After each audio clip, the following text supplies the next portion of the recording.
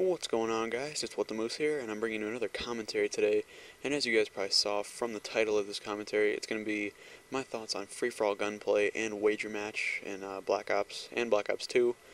I'm going to be talking about what I liked about free-for-all gunplay and what I liked about wager matches, and what I hope they kind of combine the two into to mold wager matches in Black Ops 2.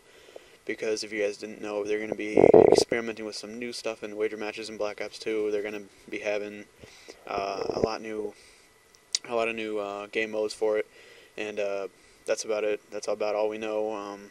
We don't know too much about wager matches in Black Ops 2, but I hope that they might incorporate some of the things that I want to talk about in this commentary today.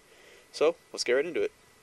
So a quick note about the gameplay: it is actually two matches. The first one is a all or nothing on Terminal in Modern Warfare 3, and the second one's going to be a gun game on Zoo from Black Ops. So you guys will be checking out both games and what I liked about both of them. So first I'll start off with free-for-all gunplay. Really the only game modes I liked in free-for-all gunplay, or like in general, are all or nothing and one in the chamber. The only problem with one in the chamber that I have is that it's extremely boring to stay in and just watch people camp and things of that nature. But all or nothing is one of the best game modes I think I've ever played. To be honest, I would say it's my favorite game mode out of all the out of all the free-for-all gunplay and wager match modes. It even beats out things like gun game in Black Ops, Sticks and Stones, Sharpshooter. Beats out almost all of them, if not all of them, in my mind. I'd love to hear what you guys like most. Definitely leave that in the comments below. But yeah, I mean, I like free-for-all gunplay. One thing that I was a little bit disappointed about is I didn't really like 18 guns or 3x6 guns. I never thought they were very much fun. I thought they were actually really boring to play. And I don't know, I just never really enjoyed playing them. They weren't that great. And I don't know, I never really liked them. If you guys did, then, I mean, that's your choice. But I never really enjoyed them. And yeah, so that's the end of the first gameplay, and now we'll talk about some wager matches in Black Ops, and then hopefully some hopes for Black Ops 2 wager matches. So in Black Ops, I really did like wager matches. They were really fun to just go into and kind of mess around, especially since they had the anti-up system where you could only spend 10 COD points. I mean, you're not really risking all your COD points to play some wager matches. But if you really did want to and you wanted to kind of, you know, add to your tally, you could definitely go into Sharpshooter, or not Sharpshooter, High Roller or Weekend Gambler and try and get some more COD points, maybe try and rack up your points and try and buy some more stuff for multiplayer. But I was never a big fan of either of those, Weekend Gambler or High Roller, mainly for the fact that you couldn't talk in party chat. I liked Anti-Up because then you could talk in party chat, you could really just do whatever you really wanted, and I don't know, it just made it a lot of fun.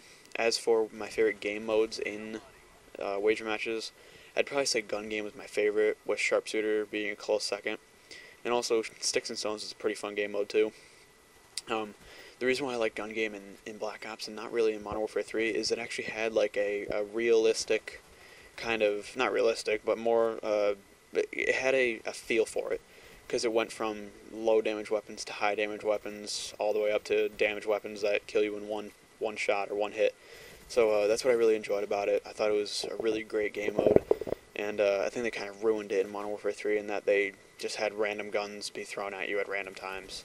But as for Sticks and Stones, I thought that was one of the best game modes, mainly because it was so interesting. I mean, you could use anything, the strategies involved, you know, if you saw that you were close to the top player, if you wanted to try and tomahawk him and bankrupt him, or if you wanted to just try and get 100 points with a ballistic knife or crossbow kill.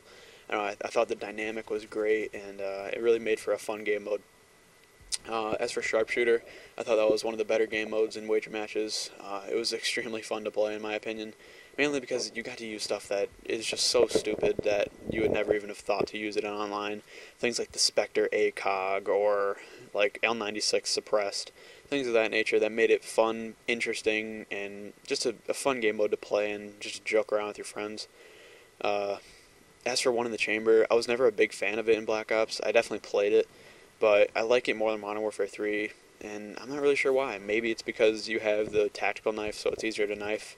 But overall, I can't really pinpoint why I like it more in Modern Warfare 3 than I do in Black Ops. Maybe it's because they have specialist bonuses. I'm not exactly sure, but Yeah, so that's what I thought about Black Ops wager matches, and now I'm going to get into a little bit about Black Ops 2 and what I hope they have for wager matches.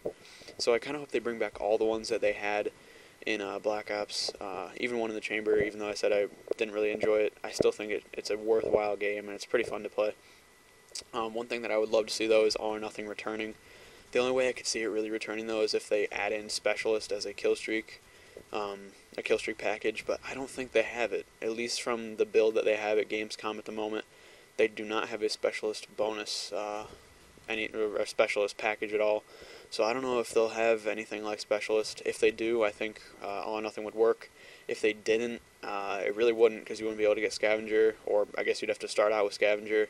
And I don't know, I think it would be an odd game that's not really making any sense if you don't have Specialist.